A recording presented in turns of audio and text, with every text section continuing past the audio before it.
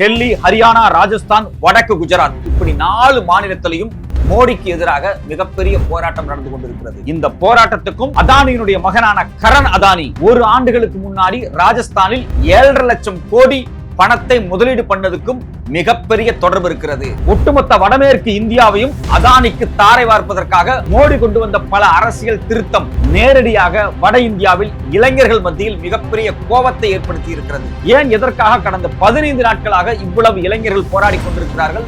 அதானி எதற்காக 7.5 லட்சம் கோடி, அதாவது தன்னுடைய சொத்துக்கு இணையான ஒரு முதலீடை ராஜஸ்தானில் செய்தார்? இதற்கு பின்னாடி நடந்து கொண்டிருக்கக்கூடிய அரசியல் என்ன? இது குறித்து இந்தியன் எக்ஸ்பிரஸ் பத்திரிகை என்ன செய்தி வெளியிட்டிருக்கிறது? வணக்கம், இது தமிழ் குரல். நான் உங்கள் சத்யராஜ். இந்தியாவினுடைய வடமேற்கு பகுதியில, குறிப்பா டெல்லியில ஆரம்பிச்சு குஜராத் வரைக்கும், டெல்லி, ஹரியானா, ராஜஸ்தான், வடக்கு குஜராத் இந்த 4 மாநிலத்திலையும் பல இடங்கள்ல மோடிக்கு எதிராக நிறைய போராட்டங்கள் தொடர்ச்சியா நடந்துகிட்டு இருக்கு. வழக்கமா போராட்டம் அப்படின்னா 1 நாள் 2 நாள் நடக்கும், அப்புறம் எல்லாம் வீட்டுக்கு போயிருவாங்க. இப்படிதான் நடந்துகிட்டு இருக்கும்.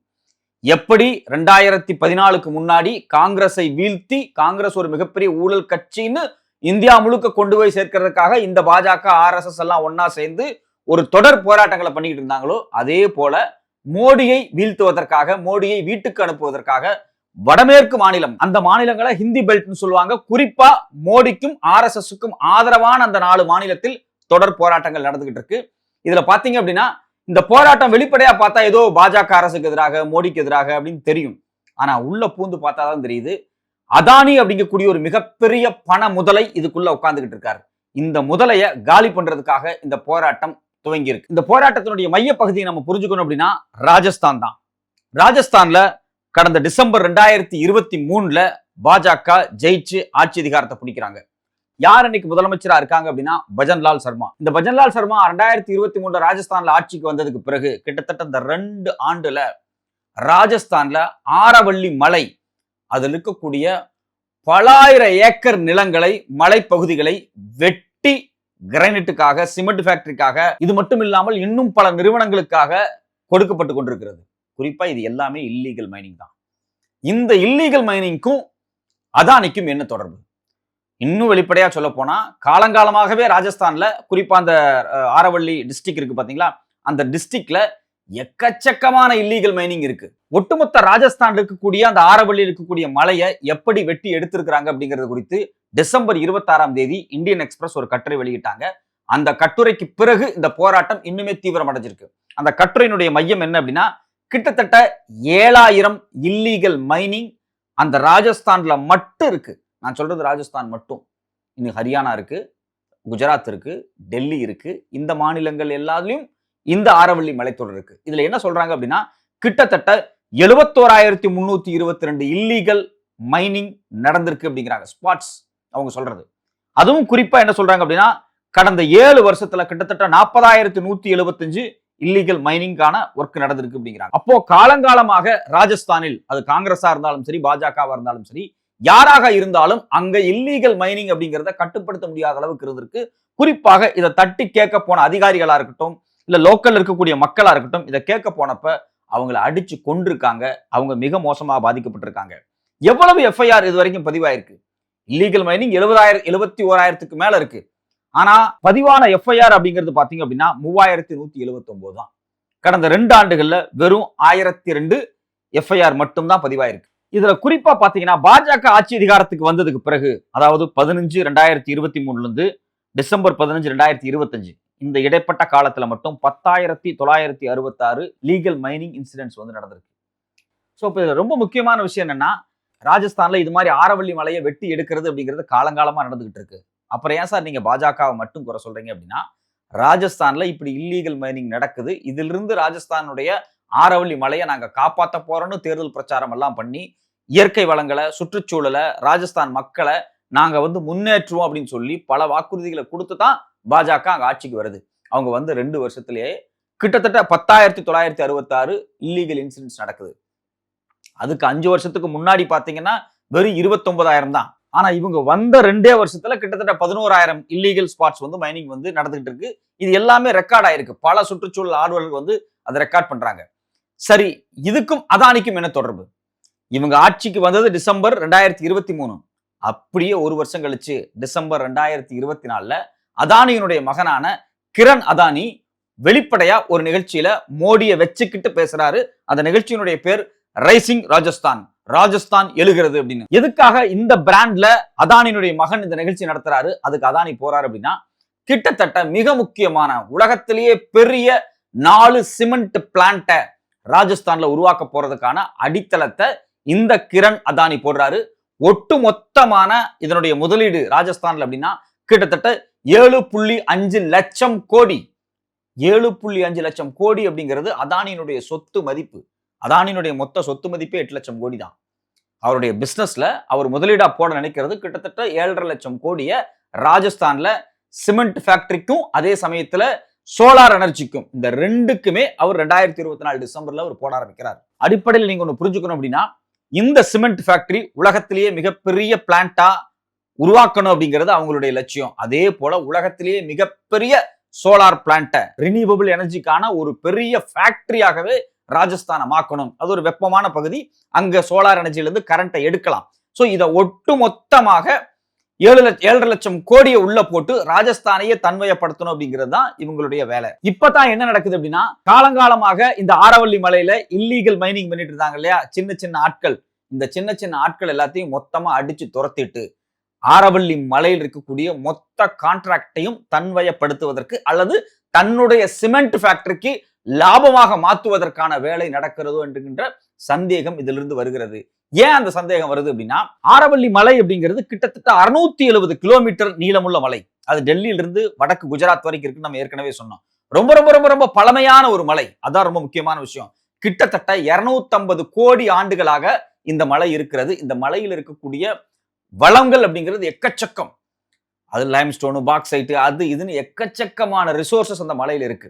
அப்ப இந்த மலையை வெட்டி எடுத்தா தான் கார்பரேட் கம்பெனிகளுக்கு லாபம். இப்ப இவ்வளவு நாளா நடந்த இல்லீகல் மைனிங் அப்படிங்கிறது அந்தந்த மாநிலத்தில் இருக்கக்கூடிய செல்வ செழிப்பான ஆட்கள், சில கார்பரேட் கம்பெனிகளும் உள்ள இருந்தாங்க. ஆனா அங்க எடுக்கப்படக்கூடிய மொத்த ரா மெட்டீரியல்ஸ் யாருக்கு?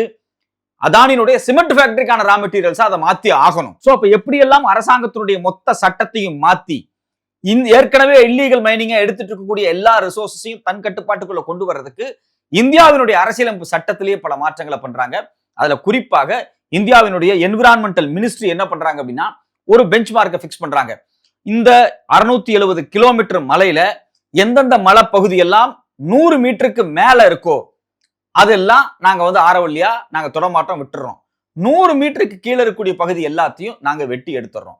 ஏன்னா 100 மீட்டருக்கு கீழே இருக்கக்கூடிய பகுதி எதையுமே நாங்க மலையா கன்சிடர் பண்ணல அப்படின்னு இந்தியாவினுடைய சுற்றுச்சூழல் அமைச்சகம் அப்ரூவல் கொடுக்குது, புது சட்டத்தை கொண்டு வருது. இதுக்கு எதிராக உச்சநீதிமன்றத்துக்கு போகும்போது உச்சநீதிமன்றமும் இந்த சட்டத்தை அங்கீகரிக்கிறது. அன்னைக்கு உச்சநீதிமன்றத்தினுடைய தலைமை நீதிபதியாக இருந்த BR கவாய் அவர்கள் தலைமையில தான் இந்த அமர்வு விசாரிக்கப்படுது. ஏன் உச்சநீதிமன்றம் விசாரிக்கிற அளவுக்கு இது முக்கியமான விஷயமா அப்படின்னா, ஆமா 2010 இருந்தே இந்த ஆரவல்லி மலை தொடர மையமாக வச்சு அங்க மைனிங்கை மையமா வச்சு ஒரு யூனிஃபார்மான ரூல்ஸை ஃப்ரேம் பண்ணணும் அப்படிங்கிறது ரொம்ப நாளா பேசப்பட்ட ஒரு விஷயம். மோடி அரசாங்கம் இவங்க வந்த உடனே இந்த பிக்சிங்க்கு வர்றாங்க. ஏற்கனவே இந்தியாவினுடைய ஃபாரஸ்ட் சர்வே ஆஃப் இந்தியா அவங்க என்ன சொன்னாங்க அப்படின்னா, ஒரு 30 மீட்டருக்கு மேல இருக்கிறது மலையா வச்சுக்கிட்டு 30 மீட்டருக்கு கீழே இருக்கிறது மட்டும் நீங்க மைனிங் யூஸ் பண்ணலாம், சரியா இருக்கும் அப்படிங்கிற மாதிரியான ஒரு ரெக்கமெண்டேஷன்ஸ் கொடுத்தாங்க. அப்படி பார்த்தாலும் ஒட்டுமொத்த மலையில கிட்டத்தட்ட 40% மட்டும்தான் பாதுகாக்கப்படும், 60% காலியாயிரும். சோ அப்போ இப்ப கொடுத்திருக்கக்கூடிய அந்த 100 மீட்டர் அளவு இருக்கு பாத்தீங்களா, இந்த 100 மீட்டர் அளவு அப்படிங்கிறது என்ன அப்படின்னா, நாங்க 100 மீட்டருக்கு மேல இருக்கிறது தான் ஆரவல்லியாவே கன்சிடர் பண்றோம். அப்ப 100 மீட்டர் வரைக்கும் இருக்கக்கூடிய அந்த மலை பிரதேசங்கள், காடு, மலை, இந்த ஏரியா இருக்கு பாத்தீங்களா, இது எல்லாத்தையுமே வெட்டி எடுத்துட்டா 90% ஆரவல்லி மலை அப்படிங்கிறது இல்லாம போயிடும் அப்படிங்கறத இந்தியன் எக்ஸ்பிரஸ் ரொம்ப தெளிவாக ஒரு கட்டுரையினூடாக வெளிப்படுத்தி இருக்காங்க. அப்ப இந்தியன் எக்ஸ்பிரஸ் கொடுத்திருக்கக்கூடிய டேட்டா என்ன அப்படின்னா, ஒட்டுமொத்த ஆரவல்லி மலையில 20 மீட்டர் வரைக்கும் எவ்வளவு குன்றுகள் இருக்கு அப்படின்னா 1,07,499. சரி, 30 மீட்டர் வரைக்கும் பார்த்தா 12,081, 40 மீட்டர்னா 5,000, 60 மீட்டர்னா 2,650, 80 மீட்டர்னா 1,594, 100 மீட்டர் அப்படின்னா 1,048 மட்டும் தான். அந்த 1,048 ஸ்பாட்டை மட்டும் விட்டுட்டு மொத்த 4 மாநிலத்தில் இருக்கக்கூடிய லட்சக்கணக்கான ஸ்பாட்டை மொத்தமா வெட்டி எடுத்து யாருக்கு ரா மெட்டீரியலா மாத்தணும்? இந்த வரப்போற அதானியினுடைய சிமெண்ட் ஃபேக்டரிக்கு ரா மெட்டீரியலா மாத்துறதுக்கான வேலை நடக்குதாங்கிற கேள்விதான் எழுந்திருக்கு. ஏன் அப்படின்னா, ஒட்டுமொத்த இந்தியாவில் இருக்கக்கூடிய அனைத்து சிமெண்ட் ஃபேக்டரியையும் இவர் விலைக்கு வாங்கிட்டு இருக்காரு. தமிழ்நாட்டில் கூட பாத்தீங்க அப்படின்னா ACC சிமெண்ட்ஸ் எல்லாத்தையும் அதானி விலைக்கு வாங்கிட்டாரு. சமீபத்துல அவரு 3 விஷயத்தை அதிகமா விலைக்கு வாங்கிட்டு இருக்காரு. ஒன்னு என்னன்னா ஏர்போர்ட், இன்னொன்னு ஹார்பர். மூணாவது முக்கியமான விஷயம், யாரெல்லாம் இந்தியாவில் சிமெண்ட் ஃபேக்டரி வச்சிருக்காங்களோ எல்லாத்தையும் மிரட்டி அந்த சிமெண்ட் ஃபேக்டரி அவர் வாங்கிட்டு இருக்கிறாரு. சிமெண்ட் ஃபேக்டரி அவன் விலைக்கு தரலையா, இப்ப சாங்கி சிமெண்ட்ஸ் ஒரு சிமெண்ட்ஸ், அதை ஸ்ரீ சிமெண்ட்ஸ்னு ஒருத்தன் போய் வாங்கலான்ட்டு இருந்தான். ஏன்னா அந்த கம்பெனிக்காரன் இல்ல என்னால் நடத்த முடியல, விட்டுட்டு போலான்னு முடிவு எடுத்திருக்கிறான். உடனே ஸ்ரீ சிமெண்ட்ஸ் வந்து டெண்டர்ல போய் உட்கார்றாங்க. டெண்டர்ல போய் உட்கார்ந்து ஏலத்துல அந்த நிறுவனத்தை வாங்கலான்னு முயற்சி பண்ணும்போது ஸ்ரீ சிமெண்ட்ஸுக்கு அடுத்தடுத்த ரைடா போகுது. இன்கம் டாக்ஸ் ரைடு, இடி ரைடுன்னு போகுது. இந்த ரைடெல்லாம் போன உடனே ஒரே மாசத்துல இந்த டெண்டர்ல இருந்து ஸ்ரீ சிமெண்ட்ஸ் வெளியே வந்துடுறாங்க. அந்த சாங்கி சிமெண்ட்ஸை ரொம்ப அழகா யார் வாங்கிடுறாங்க, சங்கி வாங்கிடுறாரு. யாரு, அதானி வாங்கிடுறாரு. ஸோ அப்ப இங்க என்ன நடந்திருக்கு அப்படின்னா, அதானிக்கு ஃபேவரா இருக்கணும் பிசினஸ்ல. அதானிக்கு ஃபேவரா இல்லை அப்படின்னா உங்க மேல வந்து நீங்க கரப்டடான ஒரு ஆளு, உங்க மேல இன்கம் டாக்ஸ் ரைடு விடும், இடி ரைடு வரும்னு சொல்லி ரைடை விட்டு அவங்கள ஒதுங்க சொல்றது. எப்படி வந்து மோடி அரசாங்கத்தை கேள்வி கேட்கக்கூடிய எல்லாத்தையும் வந்து இவங்கெல்லாம் ஆன்டி இண்டியன்ஸ், இவங்கெல்லாம் அர்பன் நக்சல்ஸ், இவங்க மேலெல்லாம் வழக்கு போட்டு உட்கார வைக்கிறது. மோடிக்கு எதிராக பேசிட்டாலே, பாஜகவுக்கு எதிராக பேசிட்டாலே, ஆர்எஸ்எஸ்க்கு எதிராக பேசிட்டாலே உடனே ஆன்டி இண்டியன். இது வந்து பயங்கரமான ஒரு ஸ்டேட்மெண்டா வச்சுக்கிட்டு இதை வந்து எல்லாத்தையும் டார்கெட் பண்ணாங்கல்ல. அதே மாதிரி தான் இங்கேயும் அதானிக்கு எதிராக நீ பிசினஸ் பண்ணிட்டு அப்படின்னா நீ இருக்கவே முடியாது. ஸோ அதனாலதான் பாத்தீங்கன்னா ஒரு காலத்துல தமிழன் புகழ்பாடிட்டு இருந்தான். ஒட்டுமொத்த சவுத் இந்தியாவையும் குறிப்பாக சோழர்கள் ஆட்சி செய்தார்கள், நாம் எல்லாம் ஒரு தமிழ் குடி அப்படின்னு பெருமையெல்லாம் பேசுறாங்க. ஆனா இன்னைக்கு பாத்தீங்கன்னா மொத்தமா சோழர்கள் ஆண்ட எல்லா துறைமுகம் கடல் பகுதியும் அதானிங்கிற குஜராத்திக்கிட்டு இருக்கு. அப்ப உண்மையிலேயே நமக்கு யாரு எதிரி அப்படின்னா, இப்படி குஜராத்தி மார்வாடிகள் உள்ள வந்து உட்கார்ந்து தமிழனுடைய சொத்துக்களை விலைக்கு வாங்கிட்டு இருக்காங்க இல்லையா, அவங்க தான் நமக்கு எதிராக இருக்காங்க. 10 பேர் வட இந்தியாவில இருந்து பொழைக்க வர்றான் பாத்தீங்களா, சாப்பாட்டுக்கே வழி இல்லாம, அவன் கிடையாது. நம்ம ஆட்கள் என்ன பண்றான், வட இந்தியனை பிடிச்சி திட்டிக்கிட்டு இருக்கான். இங்க இருக்கக்கூடிய தெலுங்கு பேசக்கூடிய மக்கள், கன்னடம் பேசக்கூடிய மக்கள், மலையாளம் பேசக்கூடிய மக்களை எதிரியா பார்த்துக்கிட்டு இருக்கான். ஆனா ஒட்டுமொத்த தமிழ்நாட்டினுடைய வளத்தையே மார்வாடிகள் சூறையாடிட்டு போயிட்டு இருக்காங்க. அம்பானி அதானி எல்லாத்தையும் சூறையாடிட்டு போயிட்டு இருக்காரு. அதை பத்தி எல்லாம் அவன் பேச்சுவார்த்தைக்கு எவனுமே வர்றதில்ல. இதுல குறிப்பா இந்த விஷயத்தை பொறுத்த வரைக்கும் அதானி உருவாக்கக்கூடிய அந்த சிமெண்ட் ஃபேக்டரி அப்படிங்கிறது பாத்தீங்க அப்படின்னா கிட்டத்தட்ட 6 மில்லியன் டன் ஒரு வருஷத்துக்கு சிமெண்ட் உற்பத்திக்கு போறாங்க. இது 2025ல இருந்து 2030க்குள்ள இதை செஞ்சே ஆகணும், இதுதான் எங்களுடைய டார்கெட் அப்படின்னு சொல்லி யார் சொல்லியிருக்கிறா? அதானியினுடைய மகனான கரண் அதானி மோடியை வச்சுட்டு அதே மேடையில் அவர் பேசியிருக்கிறார். ஒரு ஆண்டுக்கு 6 மில்லியன் டன். இது மட்டும் இல்லாம பாத்தீங்கன்னா இந்த கிரீன் எனர்ஜியினுடைய ஈகோசிஸ்டம் இருக்கு பாத்தீங்களா, வேர்ல்டு லார்ஜஸ்ட் பிளான்ட்டை அதையும் உருவாக்குறதுக்கான வேலைகள், பல மெகாவாட் இந்த சோலார் பிளான்ட்ல இருந்து கரண்ட் எடுக்கிறதுக்கான பிளான்ட்டையும் உருவாக்குறாங்க. ஸோ இப்போ நமக்கு தேவை என்ன அப்படின்னா, நீங்க சோலார் பிளான்ட்டை உருவாக்கலாம், அதை நீங்க தார் டெசர்ட்ல போய் உருவாக்குங்க. ஆனா ஏற்கனவே இருக்கக்கூடிய மலை இருக்கக்கூடிய பகுதியில் நீங்க உருவாக்க முயற்சி பண்றீங்களா? மோஸ்ட்லி அது உருவாக்க மாட்டாங்க. ஏன்னா மலை பிரதேசங்கள்ல உருவாக்குறதுல பல சிக்கல்கள்லாம் இருக்கு. பிளைன்ல தான் உருவாக்காங்க. பட் ஆனால் அந்த மலையை ஏன் வெட்டி எடுக்கிறீங்க அப்படின்னா, உங்களுடைய ஒட்டுமொத்த சிமெண்ட் ஃபேக்டரிக்கான தாது பொருட்களாக இருக்கக்கூடிய லைம்ஸ்டோனு, ஜிப்சம், ஷேலு இதெல்லாம் வந்து இந்த மலையிலிருந்து வெட்டி எடுக்கிறதான் உங்களுடைய நோக்கமா? அப்போ அதானிங்கிற ஒரு நபருடைய சொத்தை பெருக்குவதற்காக, அவருடைய முதலீட்டில் ஒரு மிகப்பெரிய லாபத்தை அவர் சம்பாதிப்பதற்காக ராஜஸ்தான் மக்களை நீங்கள் பலி கொடுக்கிறீர்கள். இது வெறும் ராஜஸ்தான் மட்டும் கிடையாது, இது வெறும் மலை மட்டும் கிடையாது. இந்த ஆரவள்ளி மலையை நம்பி இருக்கக்கூடிய டெல்லி, யூபியை ஒட்டி இருக்கக்கூடிய அனைத்து மாநிலங்களும் இந்த மலையால் தான் பத்திரமாக வாழ்ந்து கொண்டிருக்கிறார்கள். ஏன்னா ராஜஸ்தான் அப்படிங்கிறது தார் டெசர்ட், மிகப்பெரிய வெப்ப அலை. குறிப்பாக ஏப்ரல், மே, ஜூன்ல போய் டெல்லியில இருந்து பார்த்தா தான் உங்களுக்கு தெரியும் எவ்வளவு மோசமான வெயில் அடிக்கும் அப்படின்னு. பைக்லயே போக முடியாது. சென்னையில் அடிக்கிறத விட அதிகமான வெயில் அங்க அடிக்கும், பயங்கரமா இருக்கும். ஸோ அவ்வளவு வெப்பமும் இந்த ராஜஸ்தான் மாதிரியான பகுதியிலிருந்து வரக்கூடிய வெப்ப அனலோடு சேரும்போது அங்க பல நோய்கள், தட்பவெப்ப மாற்றம், இன்னும் பல சிக்கல்கள் அங்க ஏற்பட்டுக்கிட்டு இருக்கு. அப்போ இந்த வெப்ப காற்றா இருக்கட்டும், அது மட்டும் இல்லாமல் அந்த பகுதியினுடைய நீர்நிலைகளை பாதுகாக்கக்கூடிய பல விஷயங்களும் இந்த மலையை நம்பி இருக்கு. இந்த மலையில பல ஃப்ளோராஃபோனா, ரொம்ப ரேரஸ்ட் பேர்ட்ஸ் இருக்கு, ரேரஸ்ட் பிளான்ட் இருக்கு. இது இல்லாம பல செஞ்சுரிஸ் எல்லாம் அதில் இருக்கு, அதாவது வனக்காப்பகம் எல்லாம் இருக்கு.